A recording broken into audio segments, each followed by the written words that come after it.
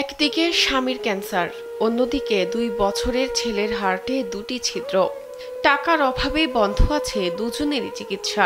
India নিয়ে যাওয়া লাগবে। এখন আমার স্বামীকেও চিকিৎসা করাতে হবে, বাচ্চাকেও চিকিৎসা করাতে হবে। এখন দুইজনেরই চিকিৎসা বন্ধ। টাকার অভাবে ইমিউনোথেরাপি দিতে না পারায় ১৩০ রকমের হোমিও ওষুধ খেতে হচ্ছে ক্যান্সার আক্রান্ত শেরালির। ৫-১০ মিনিট পরপরই খেতে হয় এক এক ওষুধ। খাতায় লিখে লিখে ঘড়ি ধরে ওষুধ খান তিনি। ওষুধ খাওয়াচ্ছি, এক একটা ১০ মিনিট পর পর, ২ মিনিট পর পর এটা আমরা লিখে রাখি কখন কোনটা খাওয়াতে হবে। প্রথমে পেটে টিউমার ধরা পড়ে শেরালির। টিউমার অপারেশনের কিছুদিন পরে ক্যান্সার ধরা পড়ে তার। জমি জমা সহায় সম্বল সব বিক্রি করে ২২ লাখ টাকা খরচ করে কেমোথেরাপি দেওয়া হয় তাকে, তবে ফল হয়নি। চিকিৎসকেরা জানান ইমিউনোথেরাপি প্রয়োজন। মোট ৬টি থেরাপির প্রতিটির জন্য প্রয়োজন ৭০,০০০ টাকা করে।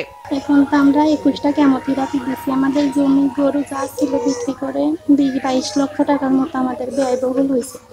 এখন ডাক্তার বলছে ইমিউনোথেরাপি দিতে হবে ৬টা, এক একটার দাম ৭০,০০০ টাকা করে। একটাই বাবা হচ্ছে ইমিউনোথেরাপি নেওয়া লাগবে, যা একটার দাম ৭০,০০০ করে বলে। ৬টা ইমিউনোথেরাপি নেওয়া লাগবে, কিন্তু অত টাকা এখন কোথায় পায় তা আমার আগেই শেষ করে ফেলেছি। সুস্থ অবস্থায় রাজমিস্ত্রির কাজ করতেন শেরালি, বর্তমানে হারিয়েছেন কর্মক্ষমতা। যেখানে টাকার অভাবে মুখে খাবার জোটে না ৩ বেলা, সেখানে স্বামীর চিকিৎসার জন্য এত টাকা কিভাবে পাবেন ভেবে পাচ্ছেন না শেরালির স্ত্রী শারমিন।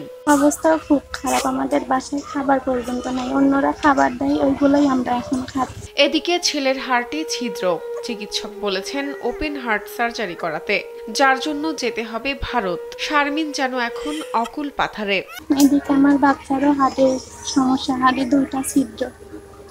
ডাক্তার বলছে ওপেন হার্ট সার্জারি করাতে হবে, ইন্ডিয়া নিয়ে যাওয়া লাগবে। ছেলে ও নাতির চিকিৎসায় সহায়তা করতে না পারার কষ্ট দগ্ধ করে শেরালির বাবা হাবিবুর রহমানকেও। মেলা টাকা থেরাপি দিয়েছি, লেগেছি আমি যেন অর্থহীন, সব শেষ হয়ে গেছে, আর কোনো ভালো চিকিৎসা দিতে পারতেছি না। পাবনার চাটমোহর উপজেলার বরদানগর দক্ষিণ পাড়া গ্রামের হাবিবুর রহমানের ছেলে শেরালি।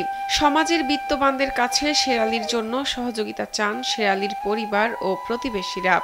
সবার কাছে অনুরোধ করছি, সবাই যদি একটু সাহায্য করতেন। আমাদের টাকা পয়সাও নাই, গরু ছিল, গাই বাছুর, আবার একটা বকন ছিল, সব বেশি কিনে করছি।